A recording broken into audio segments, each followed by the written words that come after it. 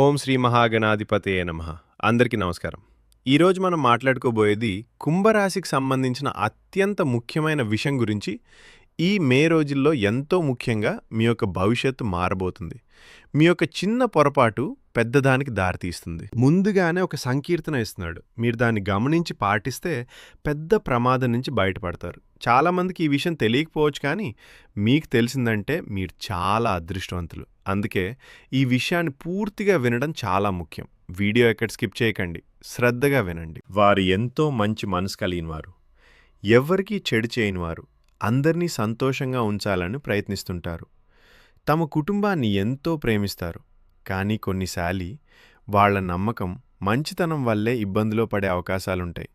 ముఖ్యంగా ఈ మే నెలలో అలాంటి పరిస్థితులు ఎక్కువ రావచ్చు. ఈ నెలలో రాహు కేతు ప్రభావం చాలా గట్టిగా ఉంటుంది. ఈ గ్రహాలు సాధారణంగా మన జీవితంలో ఎంతో మార్పులు తీసుకొని వస్తాయి. మీరు చాలా ఆలోచించి ప్రతి అడుగు వేయాలి. మీరు ఊహించని సమస్యలు, అనుకోని సంఘటనలు ఎదురవుతాయి. మీరు సబ్స్క్రైబ్ చేసి లైక్ చేయండి. కొన్ని ప్రదేశాలకి దూరంగా ఉండడం ఎంతో ముఖ్యం. ఇది కేవలం భయపెడతాను కాదు, ఎంతో మంచి గురించే చెప్పే విషయాలు. ఈ మే నెలలో ప్రయాణాలు ఎక్కువ వచ్చే అవకాశాలున్నాయి. పెళ్ళిళ్ళు, శుభకార్యాలు, ఎలాంటి దానివల్లైనా మీరు బయటికి పోవాల్సిన అవసరం ఉంది. కానీ ఎంత అవసరం ఉన్నా కొన్ని ప్రదేశాలకు వెళ్ళకూడదు. ముందుగాల నెగిటివ్ వ్యక్తులు దగ్గర ఉండకూడదు. మీరు ఎదగాలి అనే వ్యక్తుల దగ్గరే ఉండాలి. ఇలా చేస్తే మీ యొక్క మనసు ప్రశాంతంగా ఉంటుంది. మే 1, 2, 3 యొక్క టైంలో ఇలాంటి పని చేసిన సరే ఎంతో దృష్టి పెట్టి చేయండి.